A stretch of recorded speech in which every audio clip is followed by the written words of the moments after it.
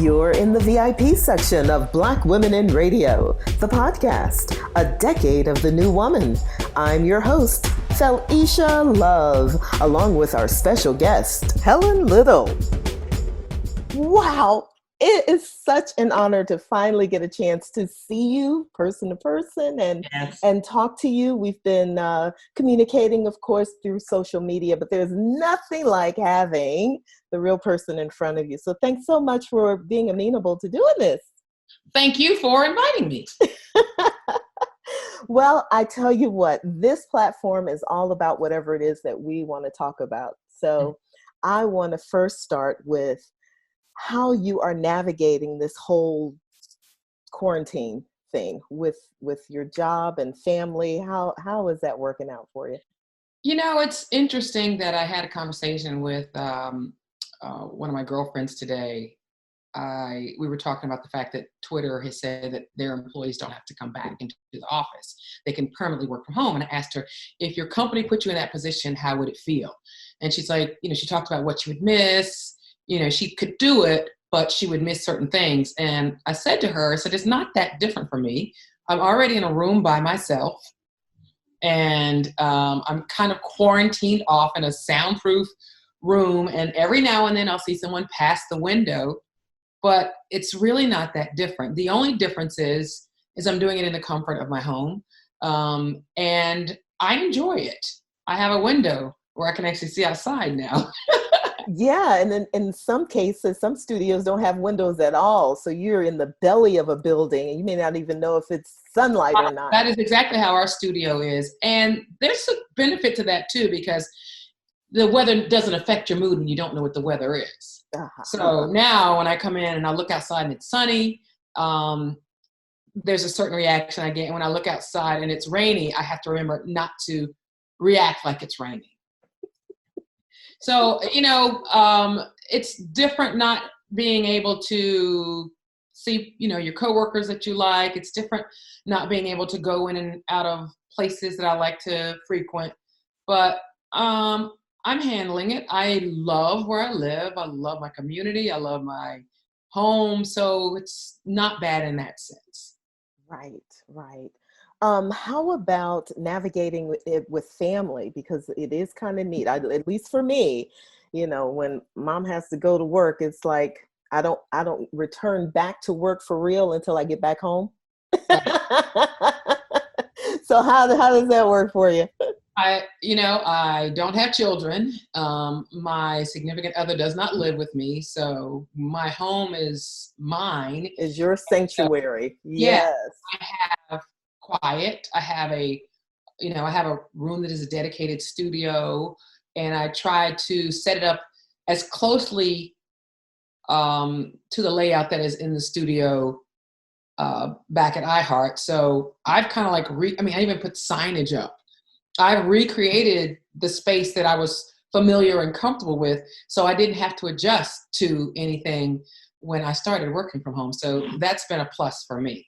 I love that. I think it's very important to recreate the environment because,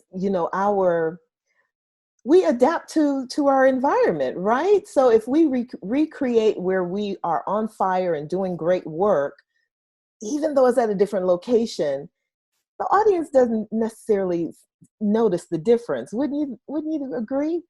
I completely agree. As I listen to people that I work with, I'm like, I cannot tell they're at home unless they bring it to my attention. Yes. And the other thing is, I've moved around a lot in my career enough to know that a studio is a studio. You go in and you turn on the magic and keep it moving. Especially now. Now, you've been in the industry a long time, so we've seen a lot of transitions though, Helen, right? But especially now, we've got a studio with a Mac and a microphone. Yeah. Well, I have a small board.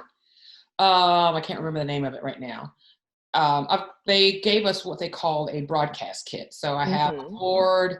I've got a tablet that runs, I don't know what the program is. So it runs into the board where I'm able to access everything that's in the studio. I mean, it's a really pretty cool setup for broadcasting from home. And then I happen to have a desktop and a laptop. So when I I'm on 2 different stations, one in New York, 106.7 Light FM, and I'm also on 106.1 The Breeze in Philadelphia. So I have one computer that's dedicated to Philadelphia and one that's dedicated to New York. And then I do my commercial production on a tablet.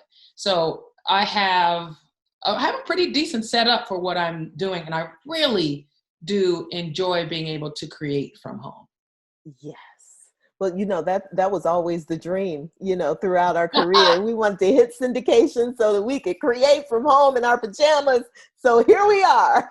Right. So it's interesting. I would talk about, I want a home studio. I'm going to build a home studio. I think put a studio in my basement, blah, blah. I was saying that for the longest. And so when I first came home with the kitten and my best friend goes, well, you manifested it.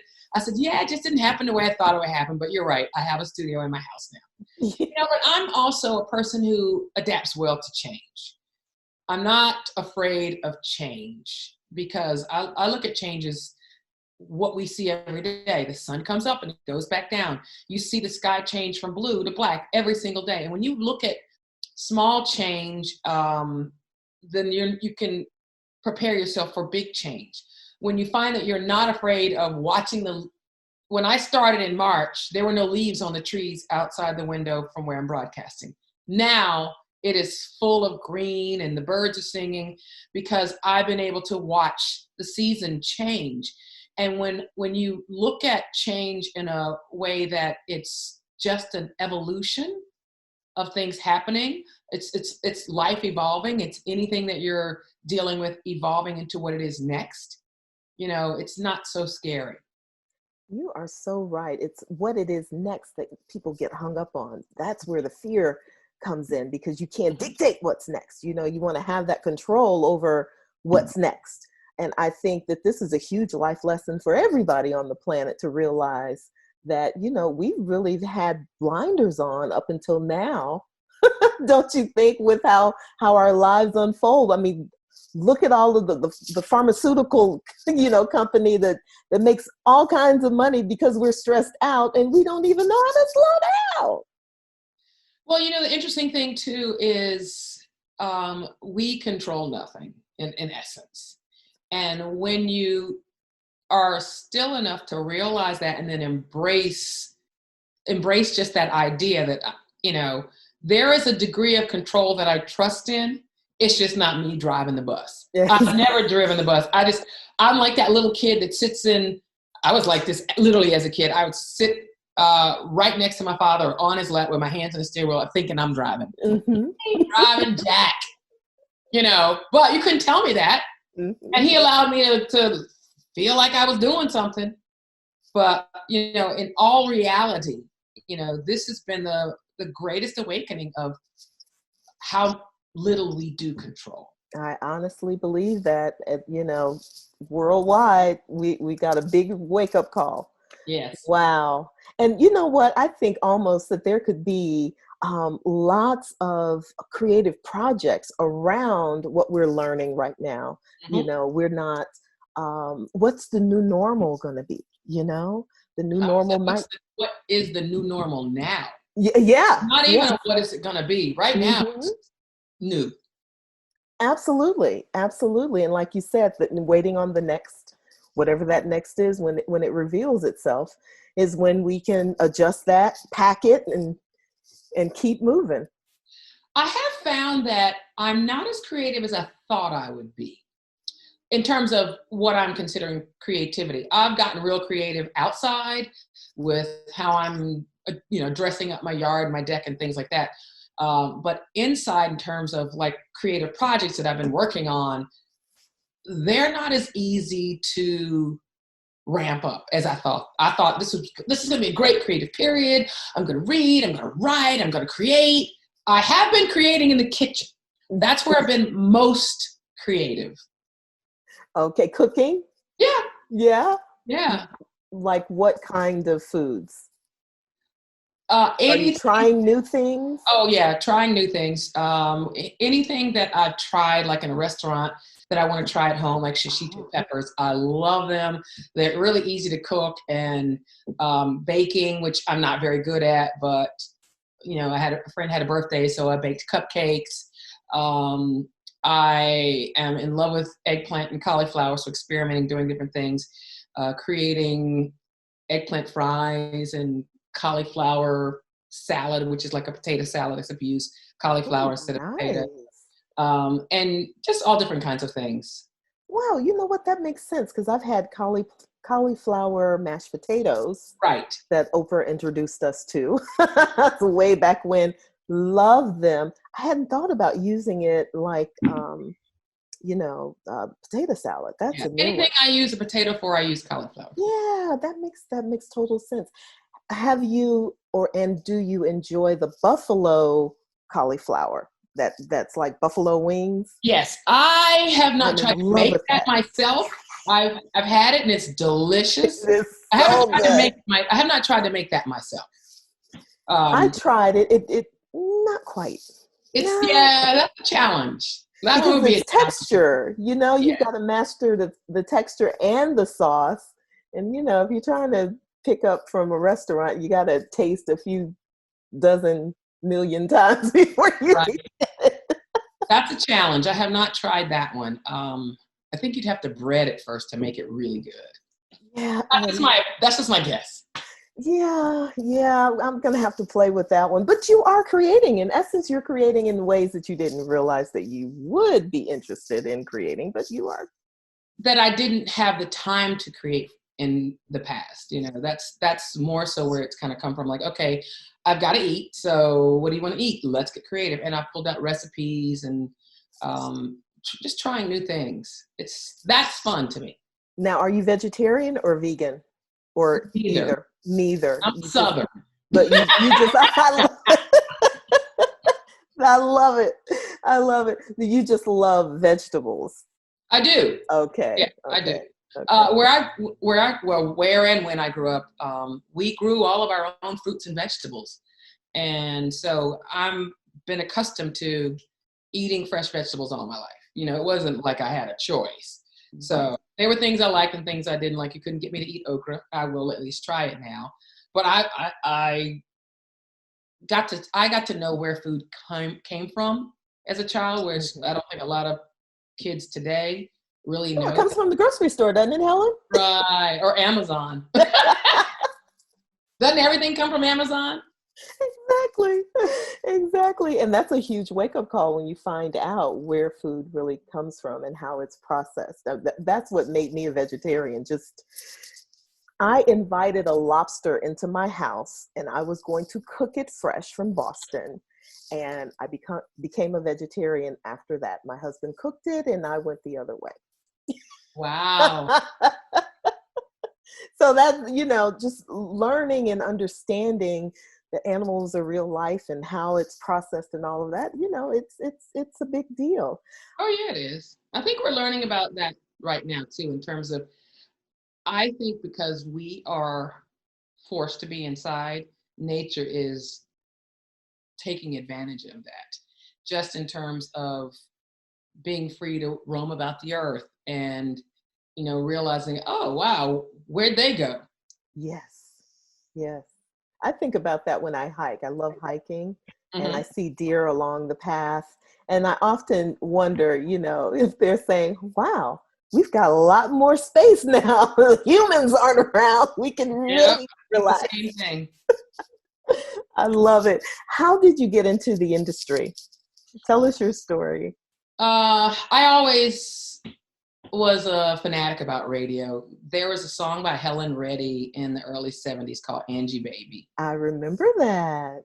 So it was about this crazy girl who lived in a room and listened to the radio all the time. And she listened to it so much, she ended up inside the radio and took the boy she had a crush on with her, was the Mhm. legend of the song.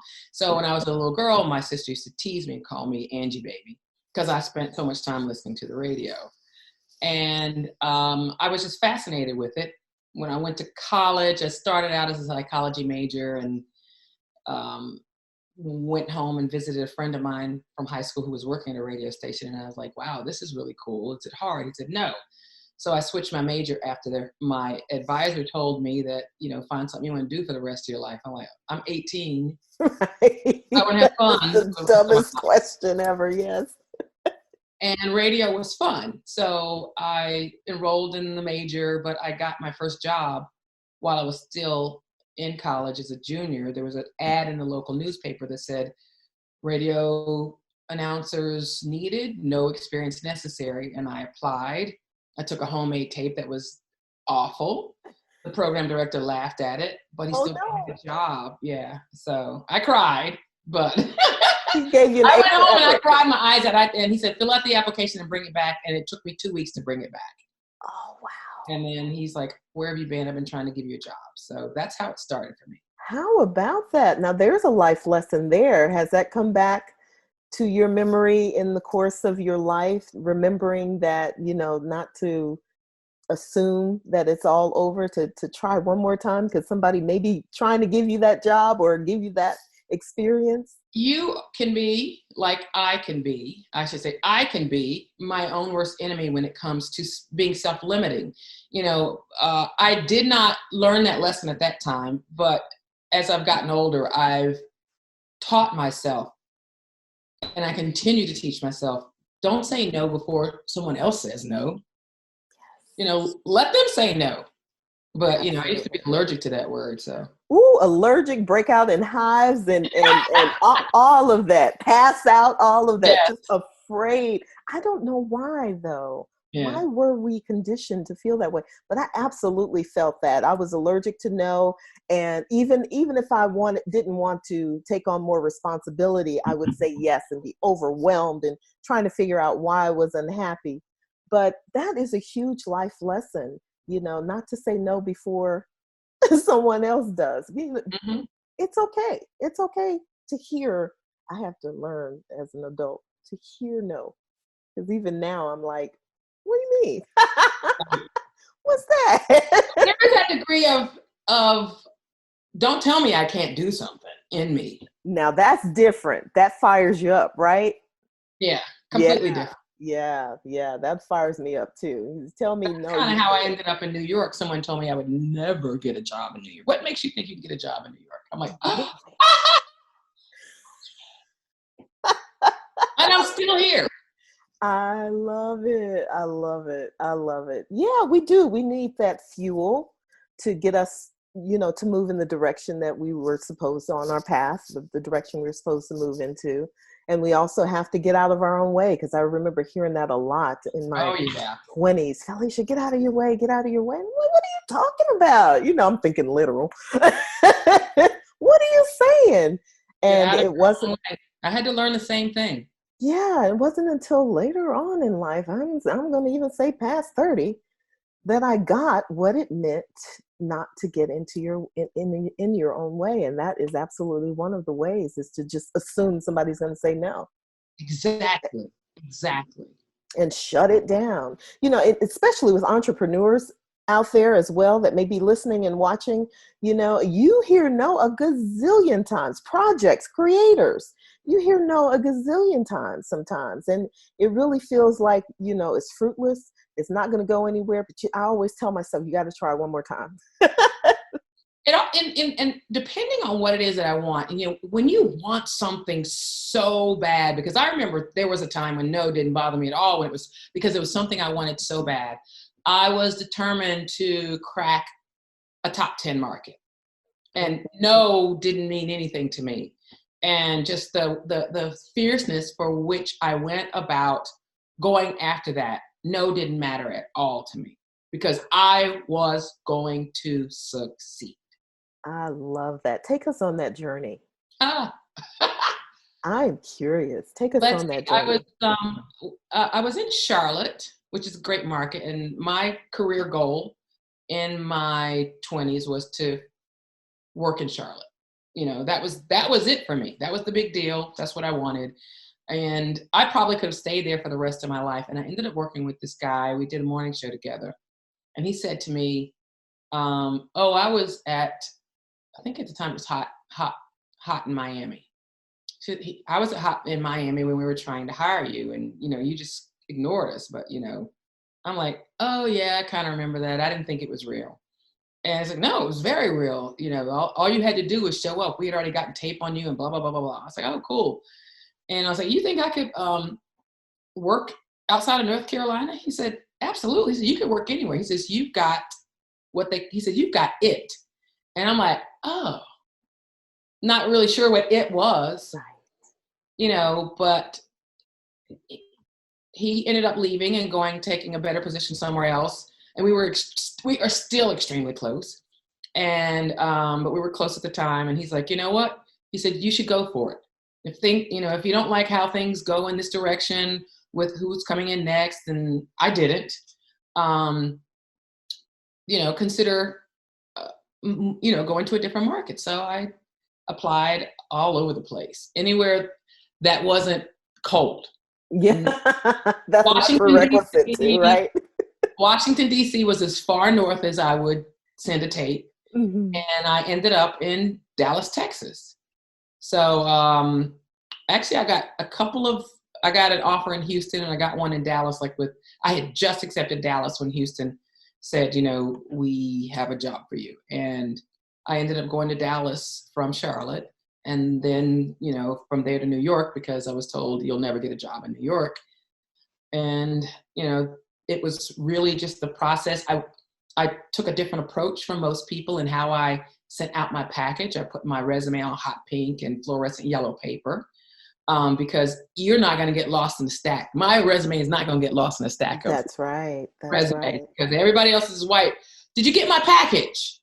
Yes. And they were like, some people were offended by it. Mm-hmm. This is so unprofessional. I'm like, don't want to work for him, because there were no hers.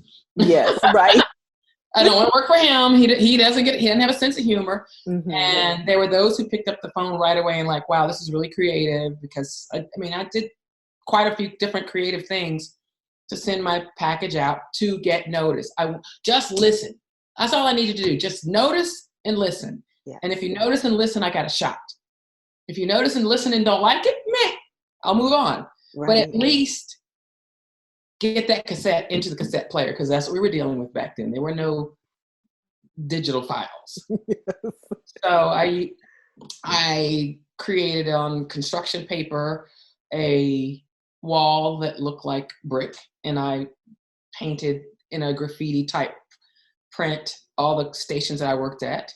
And so that was a part of the package. And then it was the hot pink, the hot orange, or the hot fluorescent yellow paper. And I made sure that I put my phone number in the recorded message of the cassette. I gave you a minute, maybe a minute and a half max. And at the end, I'm like, call me. Here's my number, 704, whatever it was back then. Yeah. And, people responded to it. I really liked the move from Charlotte to Dallas. It wasn't that big a stretch. It was different though, a very different environment. Texas is very different from North Carolina, and New York is different from all of them. But it was a great experience. I had an awesome program director, and we still stay in touch. It was an amazing group of people that I worked with. Russ Parr and Alfreda's was the morning show. Easy Street was the night show. Keith Solis is still working in the market in Dallas, and he was afternoons and I was middays. That is awesome. But tell me more. Tell me about the fire that it took for you to go ahead and move forward to even send your resume to New York. I want the juice.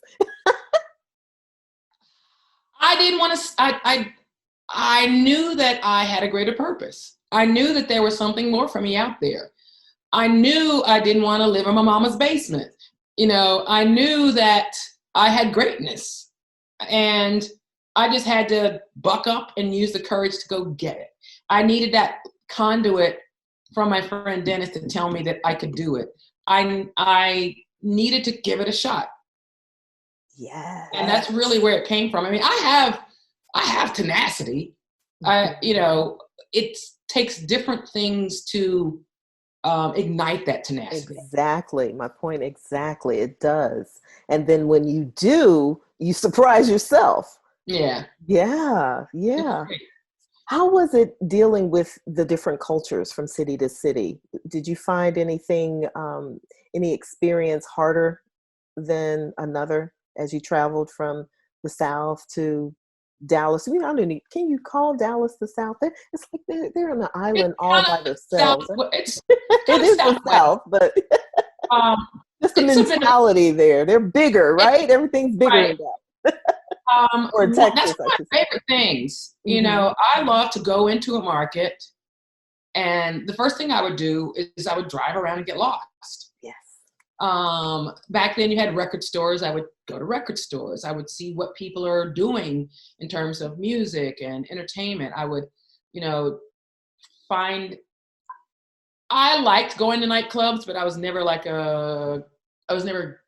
strong in the clubs in terms of hosting and things like that. Right. But I would go out. I would talk to people in a limited capacity because I was very shy, especially in the early part of my career, and like moving halfway across the country from everywhere, everyone I knew was a huge change.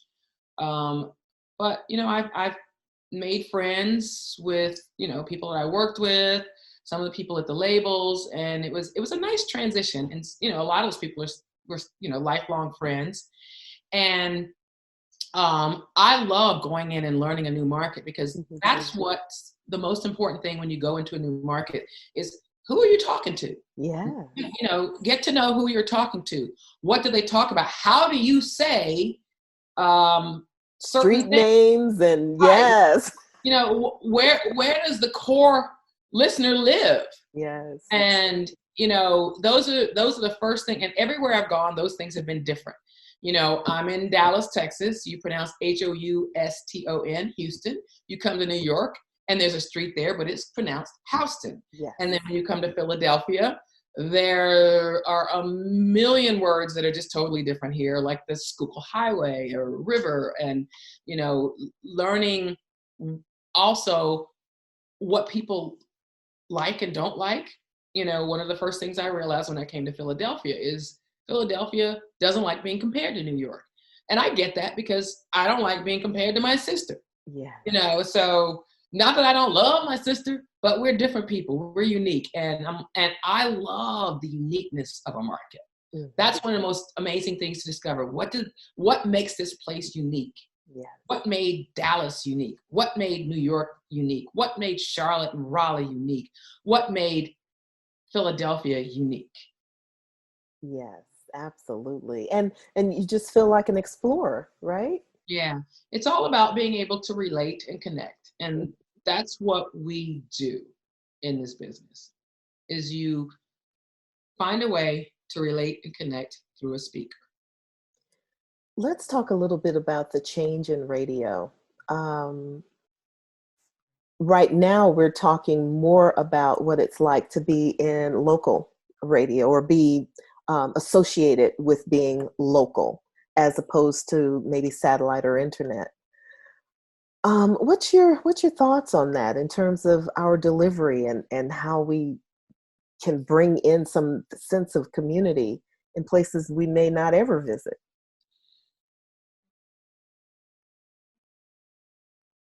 In places that we may not ever visit, that's where you hung me up. Because Yes, because I with haven't been on any, well, I yeah. have been on markets that I never visited, but Mhm. that's not my reality right now. So that's hard for me to speak on. Um, I work in two different markets, and I kind of live in both of those markets, but I live between those markets. But Yeah. I have lived in the center of both of those markets. Mhm. You know, I've lived in Center City, Philadelphia, and I've lived in, you know, Harlem, New York, and Tribeca, New York, and Lower East Side, like more different places there. Um, so I am a resident. I'm a part of those communities. I am the demo. Right. I am who I'm talking to. Mhm. And so the first thing I always think about is, you know, I'm only talking to one person at a time. Just like right now, I'm speaking to you. There are other people that will eventually be listening to what we're talking about. And when I turn on the microphone, I don't speak in terms of we, I speak in terms of you and I, like we're in a one-on-one relationship. to create that connection, so that, whether you're actively or passively listening, that there's something that if you're sitting there and you're working on your desk and you hear my voice, you may not be listening, but then there's something that creates that spark of connection. It makes you stop and look at the radio. Right. know, So you're over there. or this, there's nothing better than looking. When you get someone to look at the radio, I love it myself. I find I'm in my car and I'm like, I can't get out the car because I'm sitting here looking at the radio. The person on the other end of that has captivated me. They got me held hostage with their words. Mm-hmm. Mm-hmm. Mm-hmm. So connection.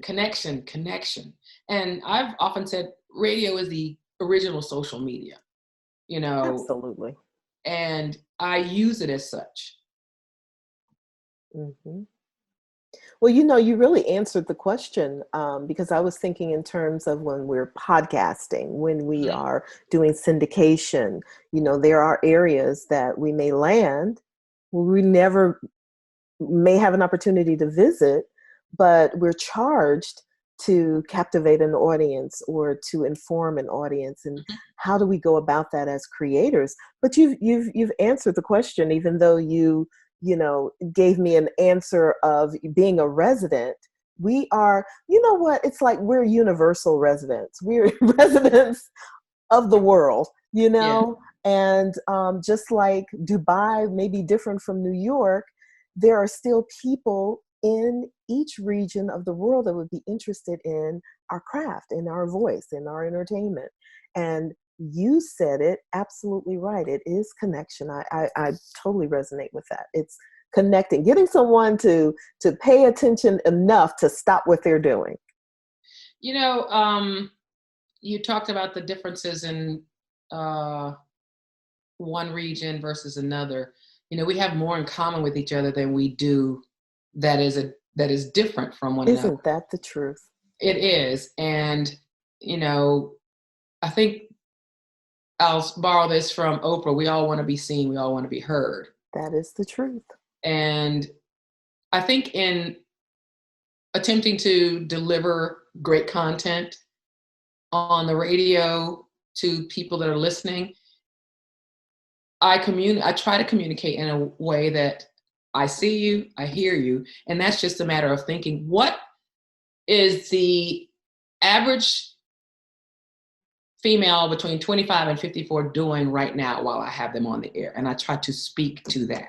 Mm-hmm. And then I think, well, what's the not average person doing right now? And so as we transitioned out of studios into our homes, like rethinking, what are they doing right now? And like watching people I know, it's like, so I just mentioned, you probably got your hands full teaching your kids this new math, like fractions on a number line, whatever that is, but if you need the radio on, just ask your smart speaker, say, hey, Alexa, play, sorry, I didn't mean that.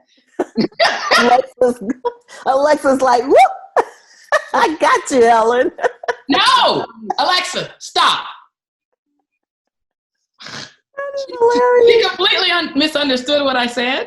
So funny. Here's an explicit version of Eminem's. I'm like, that's not what I said. So I'm like, please don't start playing that. So yeah. I would just ask you to turn the screen around so we can watch Alexa. No, I'm kidding. That's hilarious. And I'm like, I didn't even think about it when I said that. I should have said. I love it. Yeah. Look, I forgot what we were talking about. That was so funny. We were talking about we all have more in common than difference, and how I use what I know of the people and the space that they're in to communicate with them. Yes. And I love the fact that we are now learning more of that truth. I believe that when we were, just a few months ago in our own little silos, in our own little world, in our own little linear reality, with things being shaken up with the quarantine, we're just realizing how much we have in common. It's like the playing field was leveled. So no matter if you're a CEO or a garbage collector, we're all feeling the same things, the same anxieties, the same confusions, the same, wonderment. So I think this is a pretty rich time to be a human, because we're reconnecting again in ways that we've lost many generations ago. I agree. I think it's definitely it's a time for learning and growing in ways that we probably never had to learn and grow before. Absolutely. Life is the teacher right now. It is. It absolutely is. How long have you been in radio, Helen? Ooh, 1983. What is that? Just shy of 40 years. So 37. Okay. Wow. Now, I entered in 86, right after college. Was there a time in your career? I'm going to get a little personal, and if it's too personal, just say I'm not answering that fella issue. You know how we do. Helen's like, bring it, kid. Yeah. Okay. So, was there a time in your career where the biological clock was just ringing? And at least for me, there was a choice. I thought, I can either continue to go down this path with this career, or I could stop and have a family and do the other thing that, society tells us that we're supposed to do. Did that happen to you at all? Did you? The clock was ticking. I had my own plan, but it takes two. And both of us weren't on the same page. And I'm glad to this day that didn't happen, because it wasn't meant to be. And I'm really very much a believer in life is the way it's supposed to be. Everything happens for a reason. And that wasn't part of my path. And I don't have regrets. And I've met a lot of women who that has also turned out to be their path as well. And we've had conversation and dialogue. I've had a lot of women younger than me come and ask me about that. It's like, I really love my career. Am I supposed to have kids? And, why did you not choose to have kids? And they're like, what was it for you? And I'm like, your path is your path. Live the life that you want to live. We all have choices. Choose what works for you. I know people that, and I'm from a big family, so we have children. And I unapologetically love my life. Even the things that I thought I wanted, or that I did want, or that I didn't get, that I don't have now, I am good. I am good with that. I am so good with that. So I think it's a personal choice. And now more than ever, there are ways to better balance it than when I was in my 20s and 30s. I wasn't thinking about no children in my 20s. It didn't. No, neither was I. Yeah. Late 30s, 35, it started to be like, oh, am I going to do this or not? Right. That's when it kicks in. That's when those crossroads happen. And you hear society in one ear and family. We'll put them in one whole basket. Family didn't really push, but society, to this day, it's like society presents this picture that, that's what you're here for. Obviously, everybody's not here for that.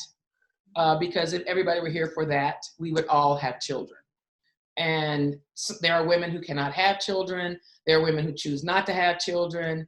And or may not be. Oh, I tried, but the clock ran out, so I guess I ain't gonna have children. Yes. So every scenario is different, and everybody contributes in this world the way they're meant to contribute in this world.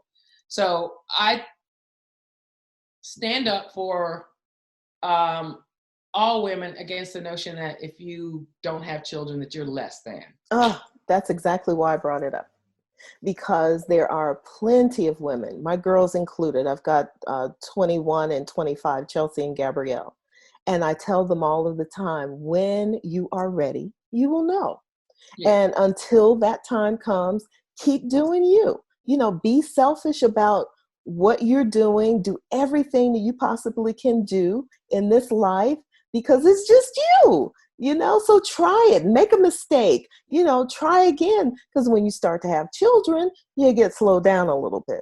And I often, not everybody. Well, you do, because you have to consider, where it wouldn't be a thought at all. Well, am I going to move to California? Yes. But I'm saying there are people who have not slowed down, who are able to keep moving without that level of consideration as we're speaking, because they might be surrounded by people who help them do support. Right. Yes. And that, whether that's family or huge blessing or whatever. Huge blessing if that happens. Absolutely huge. Right. We do see pretty often, though, single moms and or single women who are just trying to navigate life and trying to figure out what that's like for them. And I really wanted to bring that question up because it is something that we all consider, even though we don't necessarily talk about it. You may talk about it to some girlfriends, but others, you don't want them to feel like you're missing something or you're less than, like you just mentioned. So I talk about it. I'm not or shy, and that's one of the things I mentor on is know whether or not that's something that you want. If that's something that you want, don't cheat yourself out of something that you want. The things that I wanted might not be the things that you wanted. Absolutely. So I was very clear on the things that I wanted.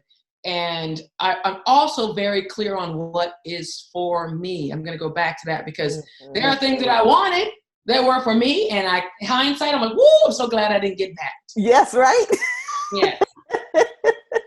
So there's so many different paths for everybody to enjoy the life that they have. And another thing that I get asked about a lot is, why did I leave the management side and go back into being on air? Because I checked all those boxes. I did all those things that I wanted to do. I'm a goal-oriented person. I did them all. And then I'm like, okay, now what? What does Helen want? Yeah. Helen wanted a much more chill lifestyle. Absolutely. Helen wanted a lot less stress. Mm-hmm. Helen wanted to be responsible for Helen. Yes, I get that. Helen, most of all, wanted to create. And I wanted to be in a much more creative time in my life.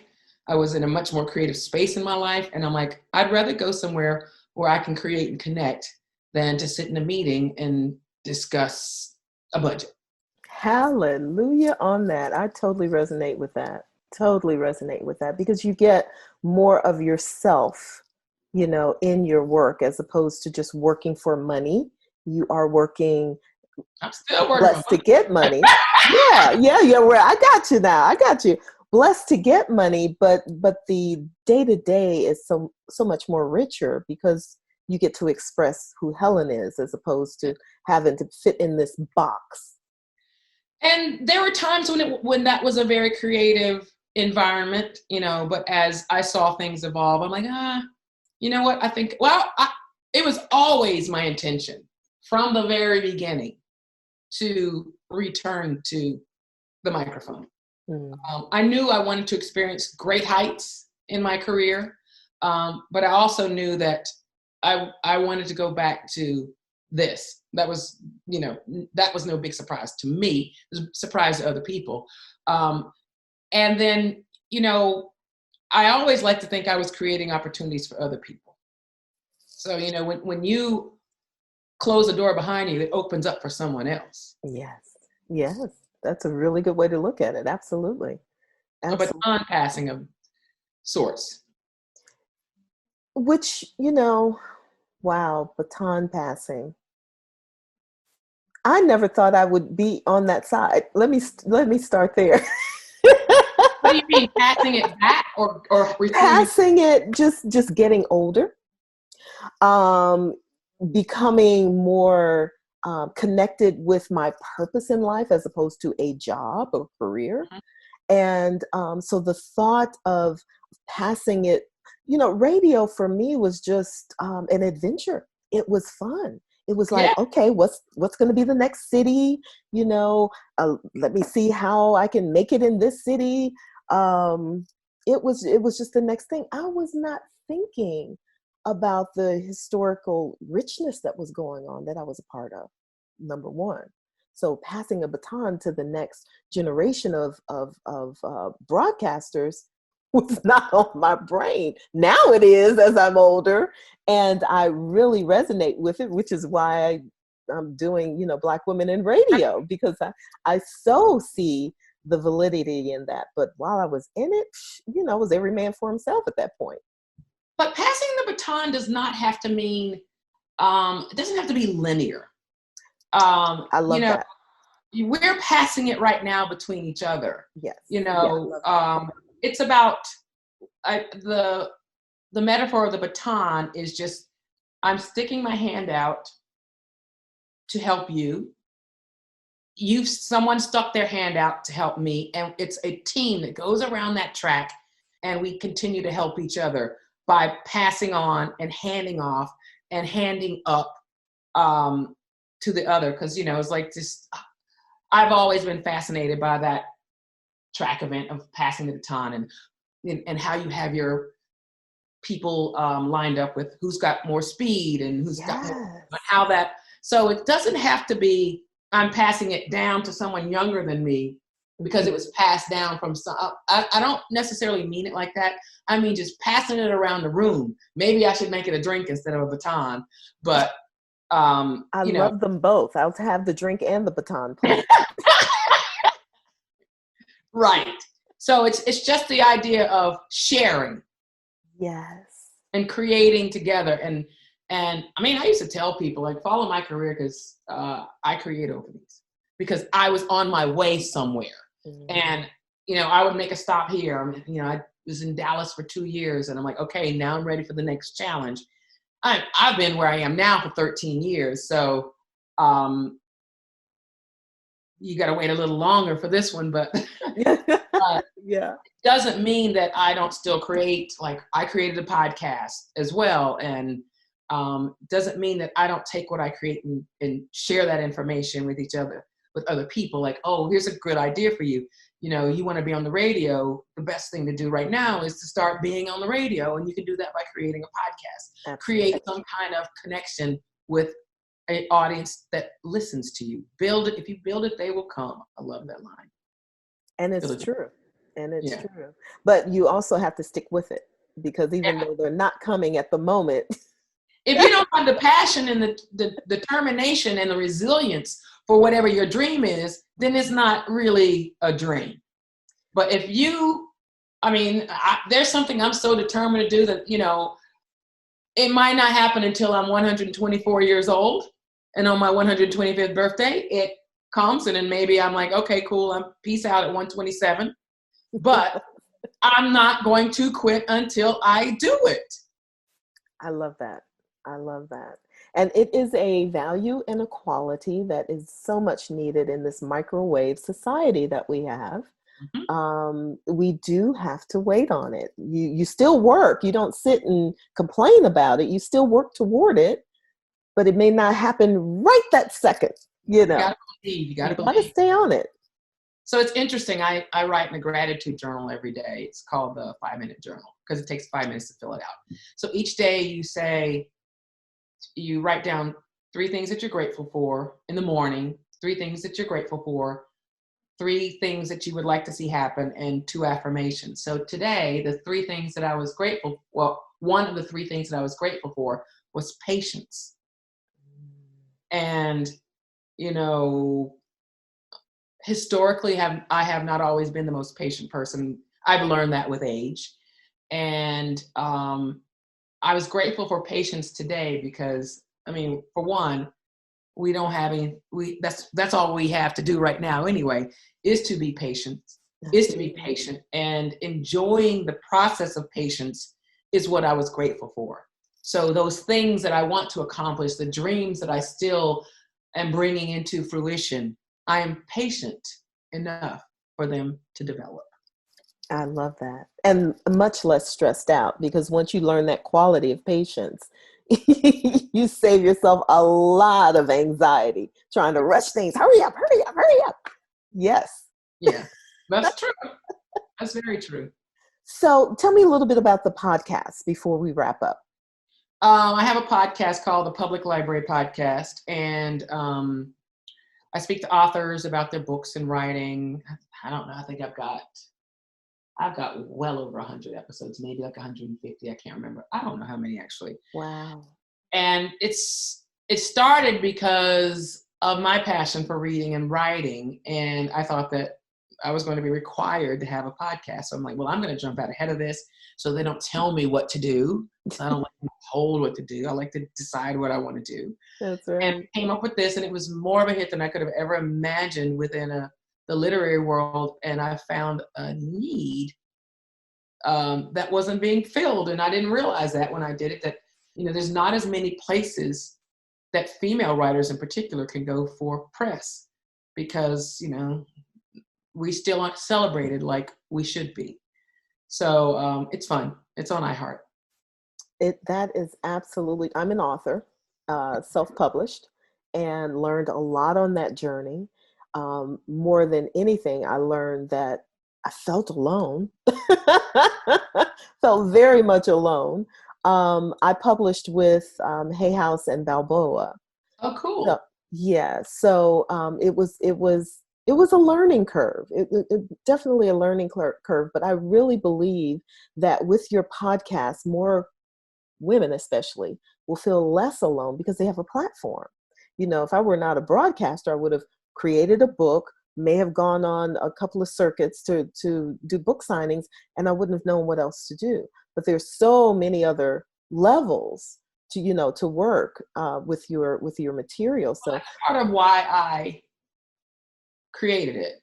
I'm a future best-selling author. My books are going to be turned into other content like movies and television. Beautiful. I didn't know that, Helen. Wow. And I started it because I knew nothing about the publishing industry.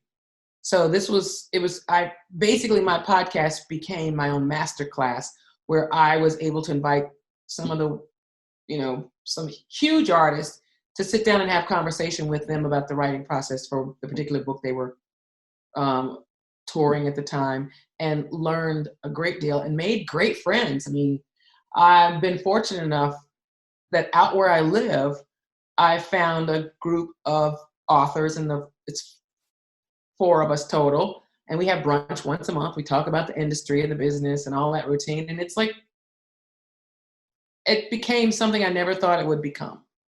Wow, that's the fun of creating. Passion piece for sure. I don't get paid extra for it, and it's a lot of time.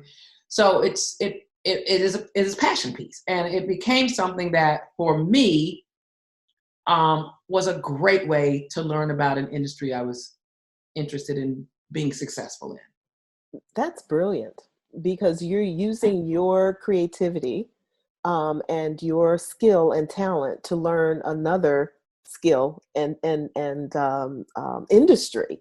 So you gotta use what you got to get what you want. Gotta do it. You gotta do it. So how many books do you have out? I have no books out. I have a novel that I have completed. Okay. That I'm shopping, and I currently have an agent who has expressed interest, wants me to make some changes, and I have not started any of those changes. Okay. Because I'm trying to learn my new normal as well, and at some point I will follow up with it. But yeah. But you do have some other books. No, I've written no books. Oh, okay, gotcha. I won't say I haven't written. I've written several books. I've never published anything.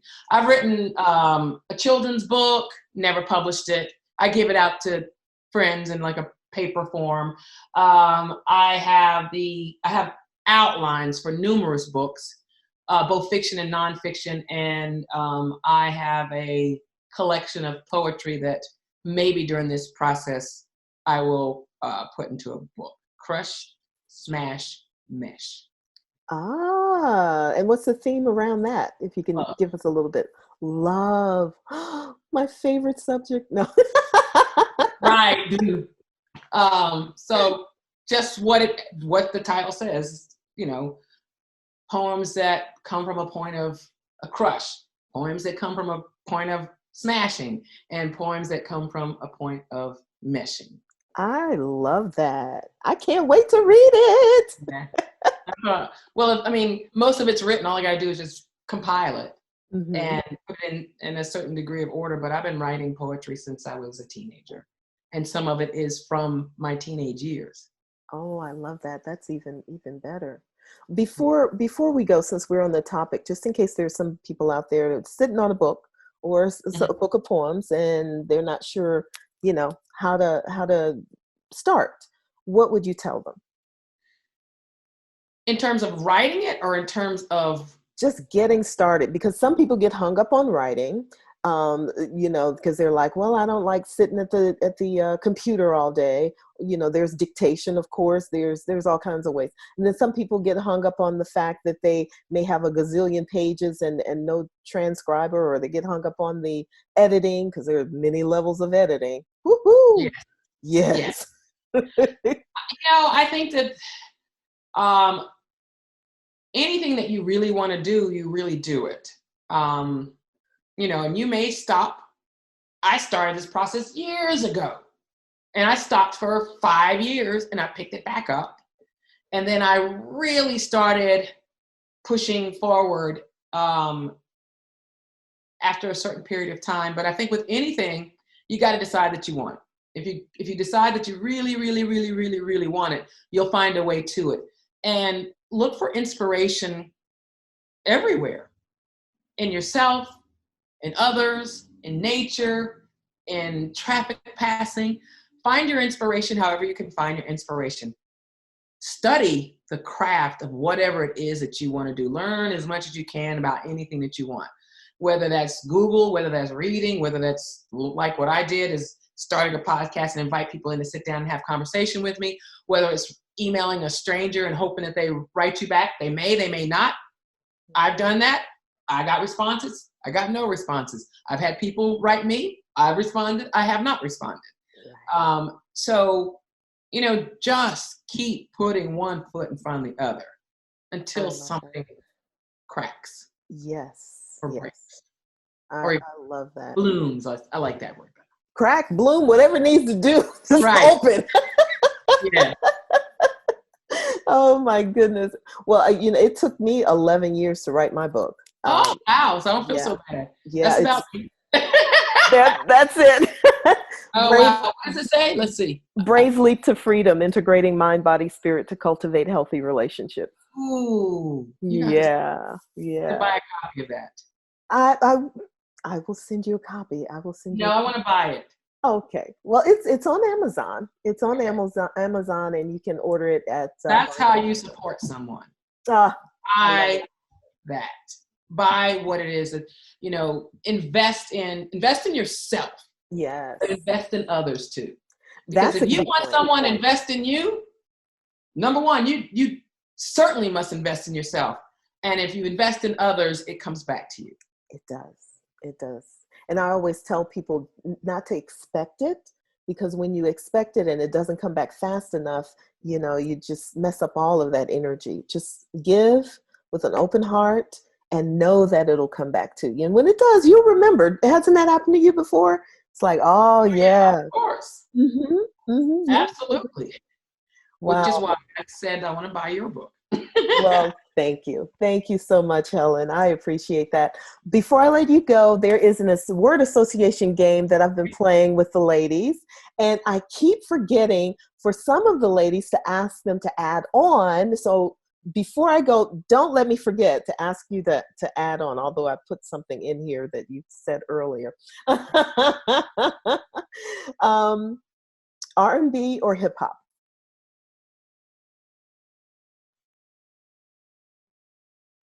Or is there another genre you'd like me to add? I listen to weird stuff. Like what? What do you listen to? I listen to everything. Right now I'm listening to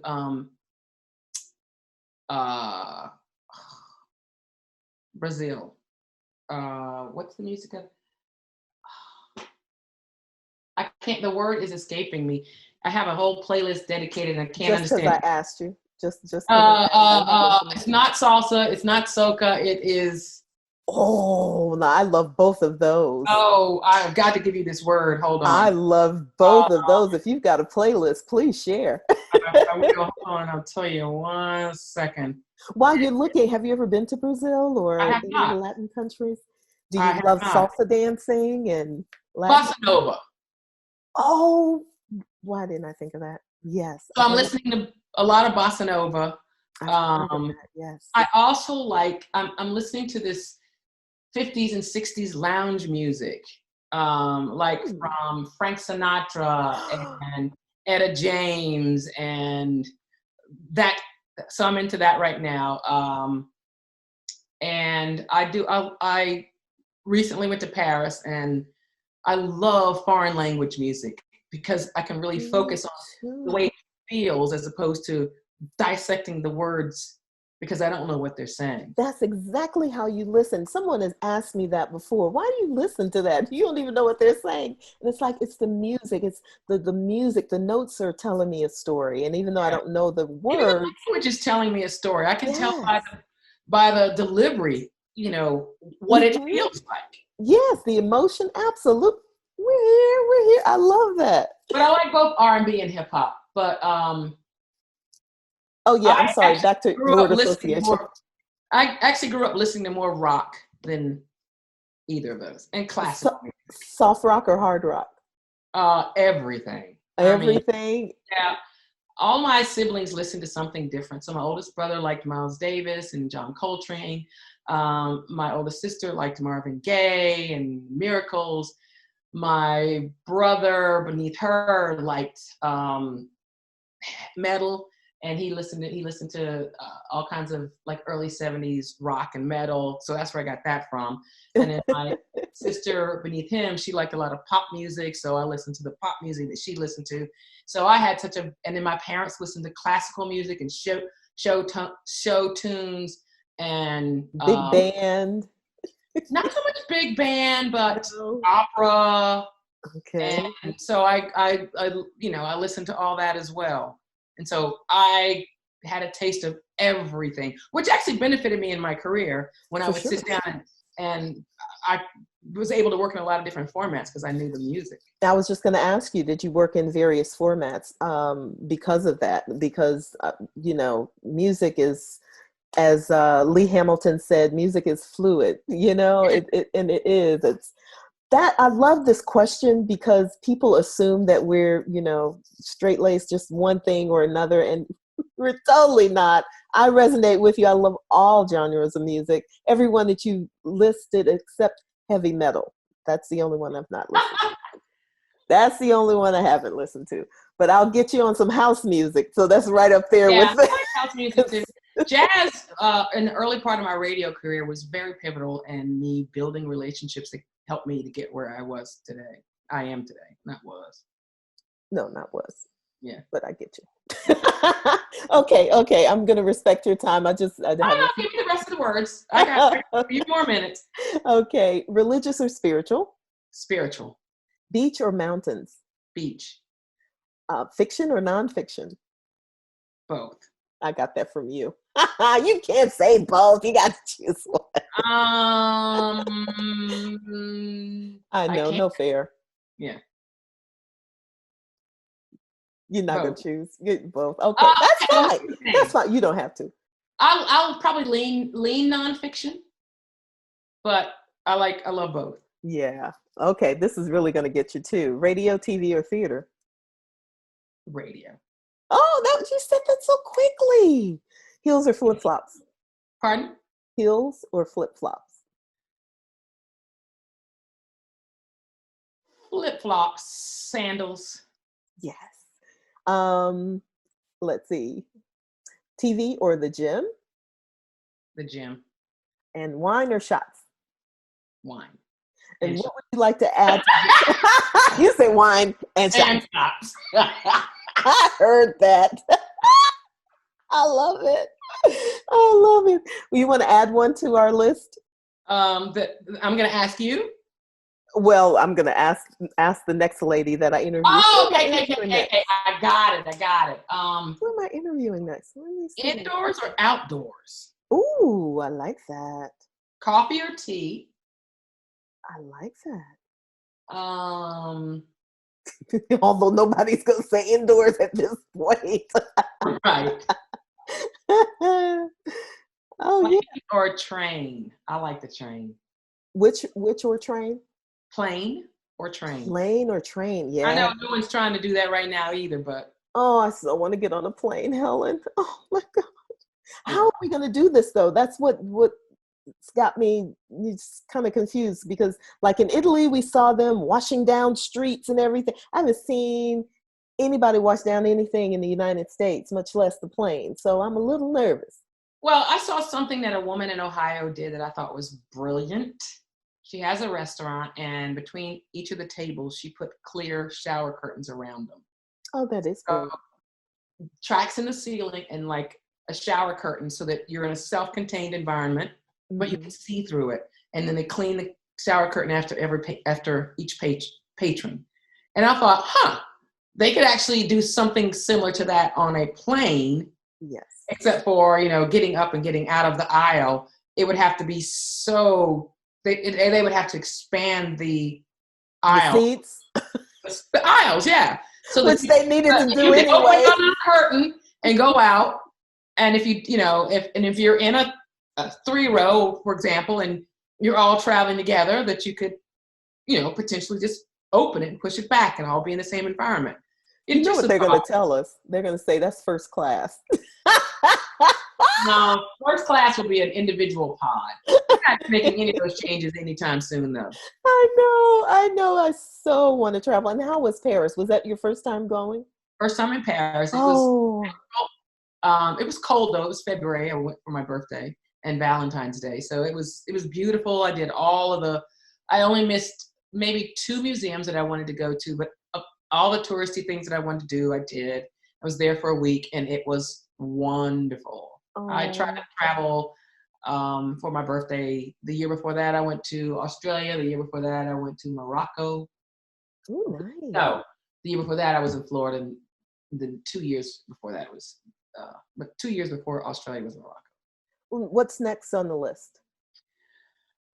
Forget the quarantine thing. What was next on the list before then? Um, I think Italy. Ah, yes, yes. I'm looking forward to going to those places. Greece is on my list too. Yeah. Hmm.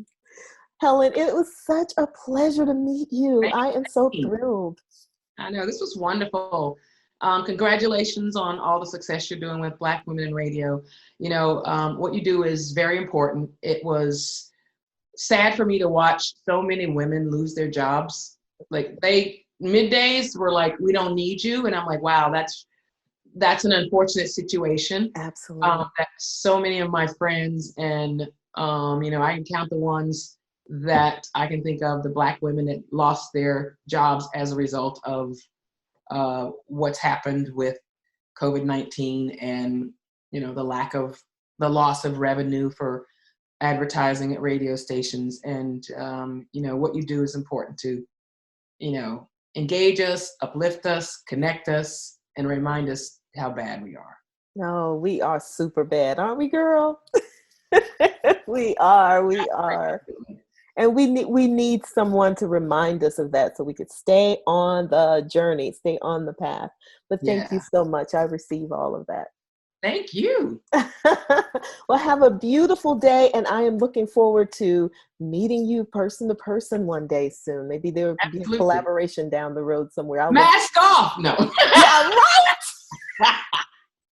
I would love a collaboration. It's so funny. That's one of my favorite words. Mine too. Mine too. And you know what? I want to say this really quickly. I know that I reached out to Women in Radio because number one, I want to honor Megan for her work. Mm-hmm. She is a Black woman in radio, and she's an innovator. And I think She that she is should be very innovative. celebrated. Yes. Yeah. I think she should be celebrated. And I really want to reach out to women's organizations that are on this same lane to let them know that Black women in radio is not, I didn't create it to be a, what's the word? Competition. Yeah, I created it to get Black women in the forefront, to make the invisible visible.